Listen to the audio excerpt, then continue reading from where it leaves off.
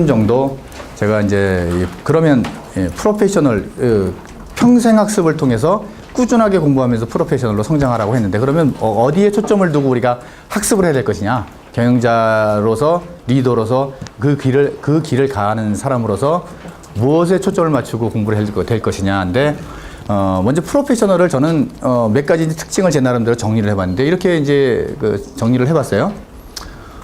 프로페셔널은요, 고용 안 당해요. 고용은 안 당합니다. 삼국지에 보면은 여러 인물들이 나오잖아요. 그리고 춘추전국 시대에도 제자백가들이 있잖아요. 그 사람들 중에 진짜 프로페셔널이 누구냐? 전체를 다 통틀어서 저는 제갈공명이라고 생각해요. 왜 그러냐? 다른 그 현인들은 말이죠, 전부 군주들을 찾아가서 유세를 했어요. 나 뽑아달라고. 제갈공명은 안 그랬죠? 혼자 가만히 있었어요. 그리고 와가지고 삼고초려를 하죠. 누가 누구를 고용한 거예요, 도대체? 고용관계가 바뀌는 겁니다. 프로페셔널은 회사를 고용해요. 아까 제가 그랬잖아요. 자기가 회사처럼 움직인다 그랬잖아요. 진짜 강력한 생산수단을 갖고 있을 때 회사를 고용하는 거예요. 제가 11월부터 일을 하게 되는 거는 제가 어떤 회사를 고용하는 겁니다. 그래서 저는 일을 시작해요.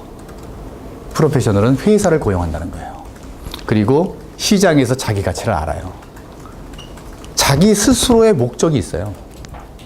그리고 그 목적에 회사가 부합할 때 그 회사에서 일을 해요. 회사의 목적에 자기는 목적이 없었는데 회사의 목적에 맞추는 게 아니에요. 자기 원래 목적이 있어요. 그게 일치될 때 같이 일하는 거, 파트너링이죠. 그러니까. 그리고 스스로 결정하고 통제력을 발휘하는 이 자기 주도적인 특징을 가지고요. 아주 자기 능력과 성품, 이 모든 것에 대해서 강한 자부심과 자신감을 가지죠. 프로페셔널은 이렇게 행동을 하고 일을 합니다. 그 사람들은 성과를 창출할 줄 알고요. 올바른 성과죠. 성과에 대해서는 다음 시간에 다시 얘기하겠지만, 올바른 성과. 사람과 함께 일하는 능력이 있어요. 그냥 단지 사람하고 친한 게 아니에요. 함께 일하는 능력이 있다는 거죠. 다른 사람을 가르칠 줄 알아요. 가르쳐 줄 수 없으면 내가 모르는 거예요. 남한테 가르쳐 줄 수 없는 지식은 내가 모르는 거란 말이죠. 다 가르쳐 주고도 남들보다 훌륭해요. 그 이유는 내가 배우는 능력이 있어서 그래요. 이 네 가지의 능력을 가지고 있을 때 저는 이 사람이 프로페셔널의 능력을 갖고 있다고 생각을 해요. 그래서 그런 네 가지 능력은 이런 이제 6가지 정도의 그 항목을 통해 가지고 얻어진다라고 저는 이제 생각을 하고 있어요. 저도 이 부분에 초점을 맞춰서 공부를 해 나가고 있고요. 여기 있는 거를 뭐 간단하게만 보면요. 제일 중요한 거는 목적이에요. 목적입니다.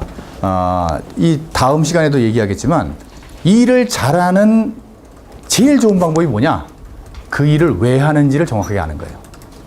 그 일의 목적을 아는 겁니다.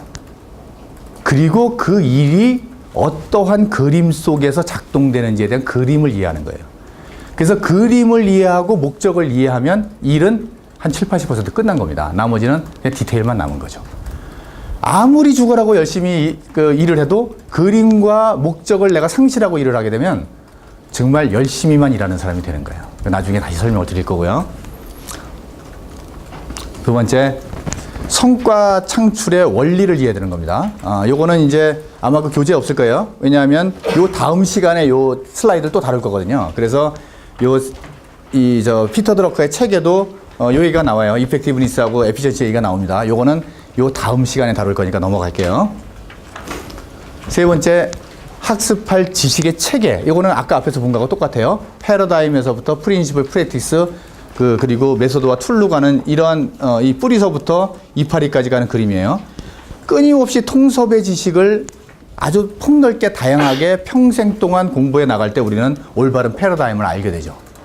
그 위에 계속 근본적인 경영 원리를 이해하고 그거를 프랙티스 해보는 겁니다. 내 걸로 만드는 거예요. 실제 실행이 가능하도록 만드는 거예요. 경영자의 능력이 어디서 결정되느냐? 바로 여기서 결정돼요. 프린시플과 프랙티스 사이에서 결정됩니다. 이 위쪽에 이건 아무것도 아니에요. 이거는 돼도 좋고 안 돼도 좋은 거. 이게 제일 중요한데, 이거는 어떻게 설명할 수 있느냐면요. 바둑으로 얘기하면, 정석을 모르고 두기만 하는 사람이 있어요. 열심히 두기만 하는 사람. 그 사람은 프랙티스만 하는 사람이죠. 이게 숙련가일 뿐이죠. 자기 방식대로 숙련된 거예요. 그런 사람들은 동네에서는 조금 준다 소리 듣지만은 강호로 나오는 순간 하수예요. 내가 기본 원리를 모르기 때문에. 기본 원리만 드립다 배워가지고 정석을 달달달달 외워요. 그리고 바둑을 두는데 상대방이 정석대로 안 두니까 내가 망해요. 그거는 정석을 쓰는 방법을 몰라서 그런 거죠. 정석을 알고 그걸 자유자재로 쓸 수 있으면 고수가 되는 거죠. 경영도 마찬가지예요.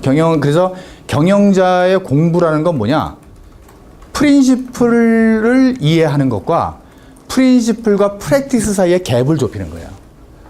프린시플만 알면 안 됩니다. 프랙티스와 프린시플 사이의 갭이 좁아야 그게 내 거가 돼요. 그게 비로소 나의 생산 수단이 된다는 거예요. 그러려면은 생각을 키워나가는 훈련을 해야 됩니다. 생각이라는 것이 처음부터 좋은 생각이 만들어지지 않잖아요. 생각의 프로토타입을 만드는 겁니다. 프로토타입을 만들고 그거를 점점 구체화시키는 거예요. 우리가 뭘 개발을 할 때도 처음에 얼기설기 프로토타입 만들잖아요. 그리고 나서 점점 구체화시켜서 좋은 걸 만들어내지 않습니까? 우리 생각도 그렇게 발전을 하거든요. 그래서 이거 바로 뒷장에 있나요? 요걸 가지고 설명을 하면 더 이제 쉬운데요. 저는 이제 그 생각의 프로토타입을 만들고 그걸 키워나가는 거를 어떻게 하면 되느냐에 대해서 이렇게 이제 말씀을 드려요. 자, 제가 들고 있는 게 이게 뭡니까? 그러면 이게 이제 마이크잖아요. 그죠? 마이크입니다. 이건 포인터예요. 그렇죠? 여기 있는 게 저 커피 잔이 있고 커피가 있고 이 탁자가 있잖아요. 누구도 이견이 없으시죠? 그죠? 이걸 가지고 배추라고 안 그러시잖아요. 그죠? 이견이 없어요. 우리는 보통 명사를 잘 정의하고 있다 그런 뜻입니다. 보통 명사를 디파인을 잘해요. 데피니션을 정확하게 해요. 거기에 대해서 별로 컨플릭트가 날 것도 없어요. 다 이견이 없이 다 거의 다 동의를 합니다. 그러면 이제 다른 거를 한번 해보자는 거죠. 자, 행복이 뭐예요? 사랑이 뭐예요? 리더십이 뭐예요? 시스템이 뭐예요? 품질은 뭐예요? 경영은 뭐예요? 여기서 이제 쪽지 돌려가지고 다 써내라 그러면 그 답이 얼마나 많은 다양한 답이 나오겠습니까? 그죠? 우리는 추상명사를 디파인하는 능력이 되게 떨어져요. 능력이 떨어지는 정도가 아니고 해본 적도 없어요. 우리가 익숙하게 쓰는 용어인데도 평생 동안 한 번도 데피니션을 안 내리고 그걸 써요, 그냥. 그죠? 그러면 이제 보통명사와 추상명사가 있어요. 보통명사는 정의를 정확하게 해요. 의견의 차이도 없어요. 추상명사는 데피니션도 잘 안 되고 의견 차이도 많아요. 우리 인생에서 보통명사가 중요해요? 추상명사가 중요해요? 추상명사가 중요해요. 우리는 별로 안 중요한 거는 굉장히 정의를 잘해요. 정말 중요한 거는 정의를 안 하거나 잘못된 정의를 갖고 있죠. 세상에 내가 정의를 제대로 못하고 잘할 수 있는 게 세상에 어디 있습니까? 내가 리더십을 정의를 안 하면 마구잡이를 해요. 어떤 식으로 정의하면 정의한 대로 합니다. 우리는 추상명사에 대해서 내가 정의를 이렇게 A라고 해놓고 나서 A가 아닌 방식으로 하지 않아요. 그렇기 때문에 무엇인가 잘하고 싶으면 정의를 잘해야 되는 겁니다. 그래서 저는 정의를 하라.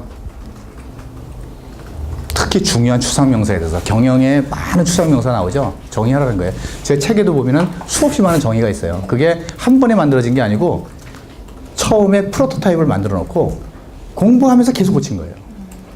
앞으로 또 고칠지도 몰라요. 나중에 개정판 나오면 그 정의가 바뀔지도 모릅니다. 제가 여태까지 아는 바의 정의가 그거예요. 그걸 계속 키워나가는 게 아까 얘기한 생각의 크기를 키워나가는 거예요. 프로토타입을 만들고.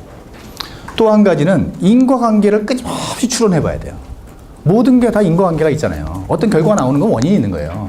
인과관계를 잘못 연결시키게 되면 전혀 엉뚱한 일을 하잖아요. 이것도 능력이거든요. 인과관계는 단지 연결만 시키는 게 아니고 소위 말해서 우리가 루트 코즈라고 하죠.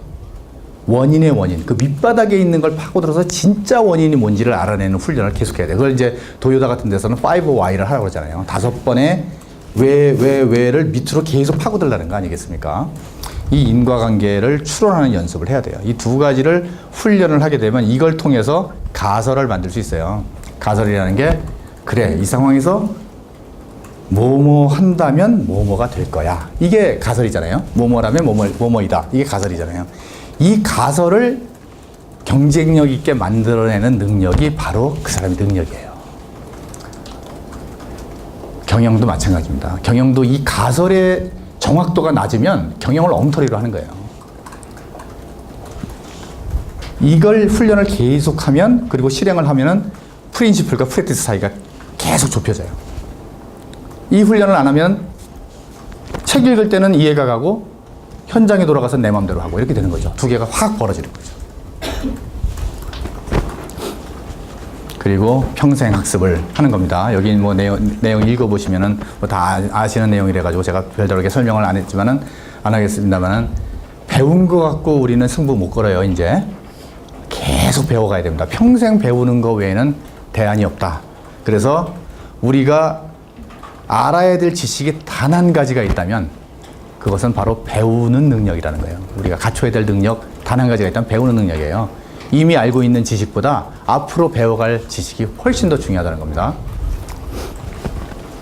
여기에 이제 두 사람의 예가 있는데요. 되게 유명한 사람들이잖아요. 이 사람들의 공통점, 이 두 분의 공통점이 있어요. 달인들이에요, 달인. 달인인데, 한 사람은 농구, 한 사람은 가수로서 아주 대단하잖아요. 근데 우리는 마이클 조던이 농구 천재라고 알고 있어요. 근데 그렇지 않아요. 마이클 조던은 고등학교 때 농구부에서 쫓겨났습니다. 감독이 안 붙여줬어요. 너 소질없다고. 세계 최고가 어떻게 됐느냐. 연습에 연습을 거듭했습니다. 연습의 화신이에요. 작년인가 재작년에 송창식 씨가 방송에 나와가지고 얘기를 하는데 이분은 텔레비도 자주 안 나오잖아요. 콘서트도 자주 안 해요. 자기는 젊은 시절부터 가수가 된 이후에 지금까지 단 하루도 빼놓지 않고 5시간 이상을 연습하지 않은 적이 없다요. 바로 열정과 몰입 갖고 안 돼요. 끊임없는 연습입니다. 그러니까 경영도 연습의 영역이에요. 경영 리더십은 연습의 영역입니다. 느낌의 영역이 아니에요. 그냥 책 읽고 끝나는 게 아닙니다. 제가 예를 들어서 타이거 우즈의 이 골프 책 한 권을 봤다고 해가지고 오늘 싱글 치지 않아요. 그죠? 그거하고 똑같은 거예요. 경영은 그거보다 더 어려워요. 골프보다 더 어려워요.